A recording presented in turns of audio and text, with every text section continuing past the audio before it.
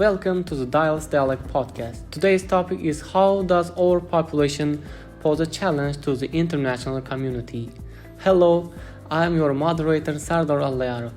We are here with two great speakers, Akmal Elmurodov and Hyseni Diellona, freshman students in international relations at the University of Szeged. Let me give some background information about our speakers. So, Akmal has a huge experience in international law, worked several years in the Ministry of Economic Development of Uzbekistan as a chief legal specialist. Diellona is a young, talented influencer from Kosovo, worked in different positions with German NGOs and Kosovian government. Her main task was to raise the awareness of younger generation on concerning issues like democracy, human rights, and gender equality in Kosovo. So let's start the conversation. Hyseni Diellona, you are speaking in favor of the introduction part, so please kick us off with your opening statement. Well, first of all, thank you for having me, Sardor. Once again, it's great to be here. Now, regarding the topic, world population is increasing each year, reaching about 7.9 billion in 2021, and as we have seen, this growth is continuing with more than 1% rise annually. So this trend seems a positive phenomenon from the economic perspective, to be honest, and more population in this regard means more labor force and more demand for goods and services at the same time, which will push the supply side to produce and innovate more. So therefore, the overall effect may be an increase in general economic activity that is explained by economic growth. Thank you, Diellona, for a brief introduction part. It is really nice. It seems that Akmal, you have some questions regarding the last words of Diellona, so same opportunity for a couple of minutes on our podcast clock for your opening statement. So, hello everyone, and thank you Sardar for inviting me, and thank you Diellona for your clear points. So, of course, the last words back several questions actually. So. Is overpopulation a problem actually? And are there any resources for living of the increasing population on Earth? Does the supply side meet the needs of such a population in the long run? Before answering to these questions, one should analyze the evolution of the issue actually. So, overpopulation is not a recent phenomenon that existed several decades ago. It has been a huge problem for centuries. If we analyze the background of the concept, it dates back to the times of the Industrial Revolution, 18th century. Thomas Malthus, the author, coined early concerns regarding the overpopulation actually. In his essay called Essay on the Principle of Population, he expressed his ideas on the demographic issues and their consequences. So according to his final conclusion, the number of population increased in geometric progression, while food production to feed them tended to increase in an arithmetic progression. It might lead to extreme poverty and food scarcity, actually. So, although the view was criticized by many scholars, it can be concluded as a correct in certain points nowadays. Namely, at the beginning of the 18th century, the total world population reached the milestone of 1 billion. In the following century, it reached quickly 2, 3, and 4 billion. And in the 21st century, it was 6 billion.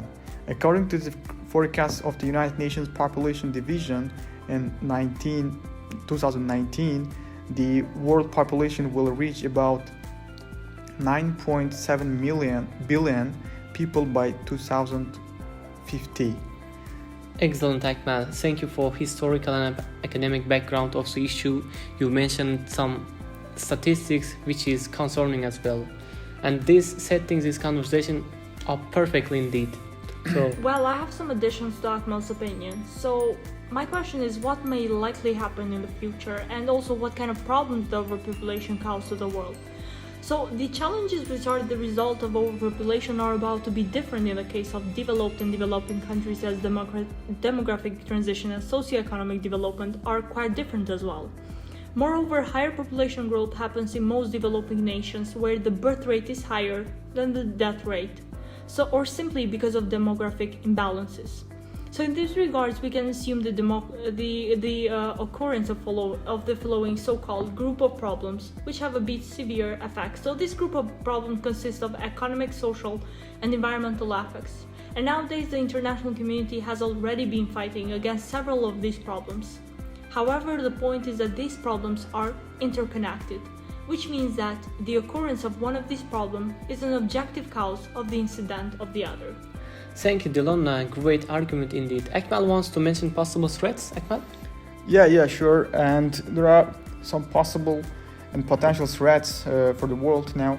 And the overpopulation actually poses some threats to international security for the following reasons. First, due to the shortage of fresh water, food, fuel, and energy resources, local armed conflicts may escalate over the relevant territories where they are still present in sufficient volume, for example in African countries. And second, any excess of labor and empowerment of the population in overpopulated regions can cause the emergence of epidemics that can grow into global ones, and uncontrolled migration from such states that will lead to conflicts on ethnic and religious grounds, for example in India. And the problem of overpopulation of the earth lies at the core of a few problems: wars, ecology, the disappearance of many species of the vegetation and animals, terrorism, the disappearance of life itself on the planet. Thank you, Akmal. An excellent point. Very excellent point. Both of you guys have drawn a tremendous picture of the issue, which is extremely interesting. So let me join the conversation here and try to think of some of questions. So let's start with Akmal, if you agree. So what do you think? What should the international community do in this regard?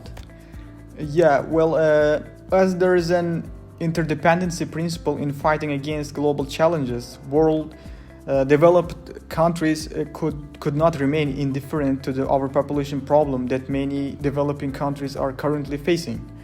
So because in longer terms there is a high possibility of being affected by the negative consequences of overpopulation because of several factors such as migration.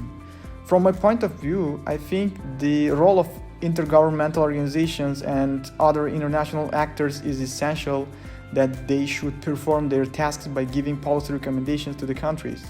So reducing poverty, empowering education, food security must be key policy areas of their activity. In this regard, I think the developed countries ought to support these multilateral organizations by funding their programs. Moreover, developing countries should focus on making social change in their community. The establishment of a special agencies who deal with family planning, demographic control might be a solution to raise the population's awareness in the matters of overpopulation. Nowadays, some countries experiencing a depopulation problem use economic measures to solve the problem by introducing several tax incentives and preferences to their population, namely by introducing tax cuts for those who have one or two children that might encourage people to have one child in family actually. Wow, it sounds very interesting. You suggested workable solutions, I think. Now, Diellona, you mentioned three groups of this issue. Could you tell us about the interrelations of these economic, social and environmental issues due to overpopulation? Well, yes, thank you. That's my favorite part. The more population indicates more consumption. That continuous population growth requires to produce more goods and services by attracting additional resources to the production process. So this situation probably works like this in immediate short term, affecting less on the environment. But we cannot say that the long run also follows the same scenario where economic laws came into force. Also, we should be aware that more emphasis should be put on agriculture and production sectors. Feeding such a vast population requires using land resources for agriculture purposes. So the population is also having at the same time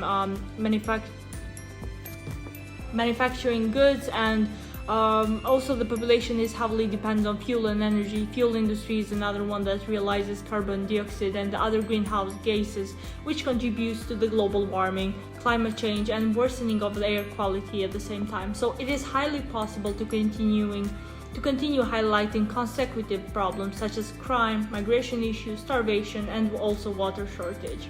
Wow, thank you, Diellona. Amazing answer.